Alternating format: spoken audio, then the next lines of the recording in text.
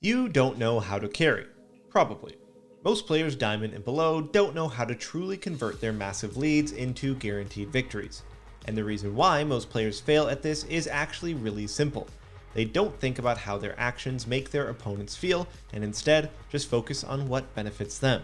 Every top lane main here has fallen behind horribly before, and you know exactly how it feels to be unable to do anything to come back. This is precisely how you carry. Not by tunnel visioning on what you want, but making the game feel absolutely hopeless for your opponent. To do so, you really need to understand your opponent's perspective when you have a lead. Thankfully, we've got Hector turbo inting into a gold platinum elo Tryndamere. Not on purpose, mind you, he just randomly got extremely outplayed. Then, he misplays and feeds yet another kill into Tryndamere. And at this point, he is very tilted, and is just running it down as quickly as humanly possible. Again, somehow this is not on purpose. But this is good for us, since it helps us to teach the exact concept that you need to learn to translate more of your in-lane leads into game victories. Top lane is the most snowball role in the game by far. If you get a massive lead in top, you are almost guaranteed to win if you play properly because your role is extremely overpowered when you're ahead. And that is the 6th death in a row Hector hands this Tryndamere.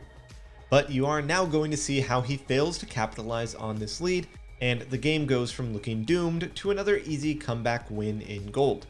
For this guide, we won't be looking at how Hector played properly to come back. Instead, we'll be focusing on Tryndamere's actions through Camille's perspective, so that you can see exactly how your opponent actually feels on the back foot when you're the one with the lead.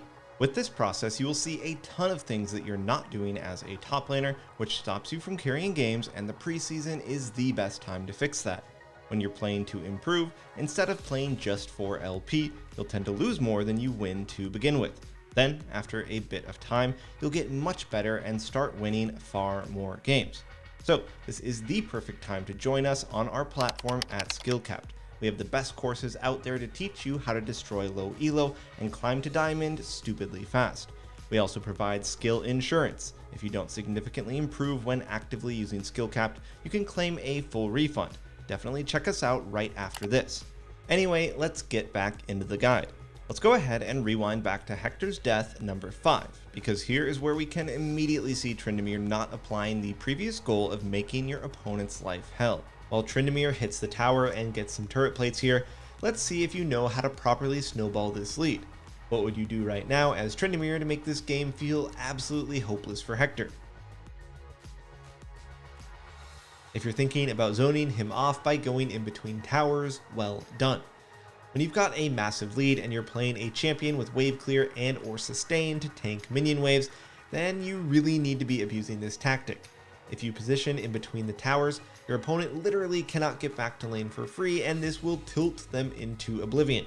Not only are you getting ahead in gold, but also experience, which is way more valuable during the early game. And if you've set up vision control prior to this, then you can even see when you're being collapsed on and just get away regardless, which wastes a ton of your opponent's time. Back to this Tryndamere, he has plenty of sustain and wave clear in his kit to tank minion waves, and could have just set up here to zone Hector.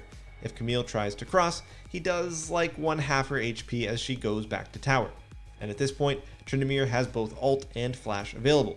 He could easily dive after that, putting Hector extremely far behind. Instead, he tunnels on getting this turret plate way too much. Think about it like this. If he zoned Hector off a single wave, that denial would have been worth more than an entire turret plate. And it's not like Tryndamere can't get the plate afterwards anyway. This is the first example of what we've discussed. Most players are so absorbed in what they can get for themselves rather than trying to make the lives of their opponents miserable, leading to lost opportunities like this one. Of course, thankfully for Tryndamere, as we've already seen, Hector did not make good use of this generosity and instead just died to him again, which brings us to this next point in the game. One of the best ways of catching up in League is by just sitting in a side lane and trying your best to absorb and push every wave possible. But as all of you who play Camille know, trying to interact with waves when you're behind as Camille is one of the most depressing things in the entire game. So Hector, instead of pushing, is just freezing top. He has literally zero agency this game and is just praying for a miracle. As a side note, remember that there are tons of top laners who have really bad wave clear when they're behind, who you could abuse in a similar way. Now, so far, Trynd has been merciless abusing this advantage. Camille can't do anything at the moment, and by the time Hector realizes that Tryndamere is pushing in mid, he arrives way too late to defend his own tower.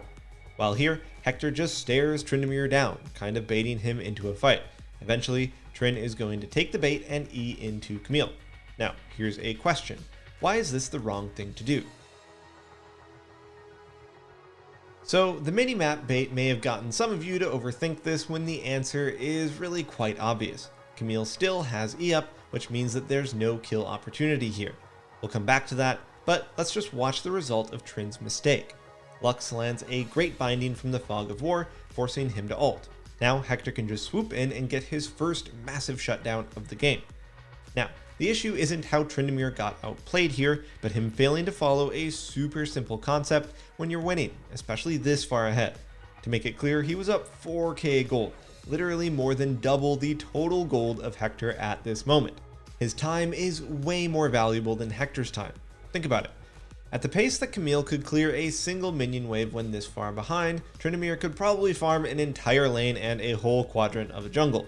When you're ahead, you don't trade your time evenly with your opponents. So, Tryndamere being baited around here is precisely what Hector wants. Keeping Trynd preoccupied, doing nothing instead of just taking wolves and Gromp is throwing his lead ever so slightly. If Tryndamere had followed this principle to begin with, he wouldn't have ever been in this position and thrown a big shutdown. That is the main takeaway here. Anyway, after respawning, Tryndamere heads top.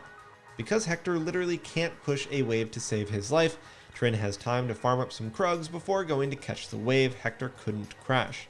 Again, this game should be very easy to win by exploiting Camille's wave clear. As he pushes, Trynd can see Hector move from mid toward top, indicating that he's moving to defend the tower. Tryndamere farms Gromp and then moves over to cut off Camille. Let's stop for a second to remember this moment. This is a huge error on Tryndamere's part, but let's watch what happens first before getting to that. He E's after Hector and begins an all-in. Hector is eventually forced to flash away desperately to try and live.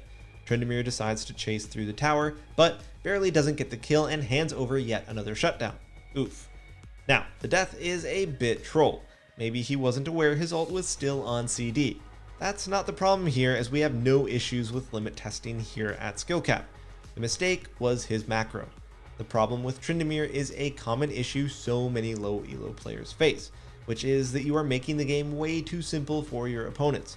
Hector should be feeling extremely frustrated right now, but he's not. In fact, this was a very simple situation for him to maneuver. Looking back at this moment, why is Tryndamere cutting Hector off? In fact, you can even tell Hector is a bit caught off guard by the fact that he's here by the way he reacts. You see, there's no reason to be here. Yes, he's cutting Hector off, but it's not actually pressure. That's because of the fact that Tryndamere hasn't crashed the wave. Therefore, Hector is in no rush to get to his tower. In fact, he could have just wall hopped here to get around Tryndamere, or gone the long way around like so, because he can take his sweet time getting there. The only reason there was even a kill opportunity present is because Hector omega disrespected this Tryndamere with his pathing and E angle. Maybe 6 deaths isn't enough to learn a lesson. Ultimately, the main criticism of Tryndamere is that the situation he's put Hector in is super chill and not real pressure. Now imagine this instead. After Gromp, he pushes the wave in. He may be unable to cut Hector off still, but now he just takes the entire topside jungle that's still up. Then he collapses over to mid or dragon or whatever is happening in bot. Meanwhile, there is literally nothing Hector could do about that. It doesn't matter that he's a challenger player with every macro trick in the book. Just by pushing that single wave, Tryndamere would have made this game completely hopeless and unplayable for Hector. But he is so tunnel visioned on feeling big and strong that he fails to see the simple game winning play. We're about to see a very similar issue on the next play Tryndamere goes for. When he respawns, he pushes out top and rotates to begin the Rift Herald. This is fine so far, but he notices Diana engaging a fight around blue buff. Quick question, do you rotate to this fight? Yes or no? The answer is a definite no. To understand why, let's once again look at this from Camille's perspective. Hector spots Diana coming into flank Lux and tries to warn her. Right now, he's not thinking of this as a comeback opportunity. he just thinks his mid is inting another death. However, notice that he's hovering in the area. This is because there is no pressure anywhere. No waves are being pushed in that he needs to grab. So he's not losing anything by just standing here and patiently seeing if something might go well. And look at how he plays this fight. He cautiously walks up without committing E and just uses W. Then he autos and is even prepared to kite back right after it. In his mind, this Tryndamere can still 1v3 the fight, so he doesn't want to commit just yet. The following is just game sense that we don't necessarily expect you to learn. We're just seeing Hector's real-time thought process right now. You can notice that the second he sees Tryndamere's E animation, that he knows he's going to E flash and try to kill Lux. Only now does Hector fully commit, knowing that Tryn has overcommitted and is throwing the fight. By killing the isolated Diana and then kiting out Tryndamere, he picks up yet another 2 big comeback kills. Looking back at this moment, Tryndamere should know his best decision is to just let Diana back off or die alone. There's not enough pressure on the map to warrant a 2v3 even with their lead. However, for argument's sake, let's say those mid and top waves were actually pushed. Then Tryndamere should invade with Diana. Remember, Hector only stuck around because there was no reason for him not to. He didn't think the fight was initially good, as you could tell by how he played it. If there were waves at his tower, he likely would have said, "Goodbye Lux, I gotta farm." Or if he commits to protecting his team, Tryndamere and Diana then have the option of just baiting around and wasting their time while Hector and crew miss a ton of farm to the towers. You see how having a wave pushed makes the situation way more impossible and annoying for the blue team? That is how you want to play it. For the last time, contrast that to how it actually looks from Hector's POV right now. Doesn't this look super simple and easy to maneuver?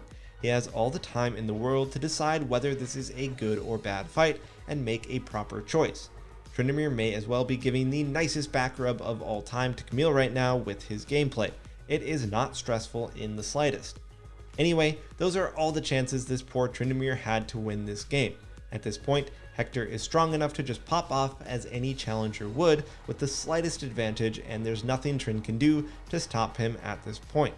Remember that as a top laner, when you have a lead, the game should feel impossible for your opponents. And this should be the main thing that you practice every game that you have an advantage. And in your reviews, don't just look at your own perspective, but try to look at how your opponent probably felt playing against you as well. Think about what would have annoyed them the most and made them miserable. Do so and you'll improve far more rapidly. Anyway, that's going to wrap it up for this one. Thanks so much for watching, and we'll see you next time.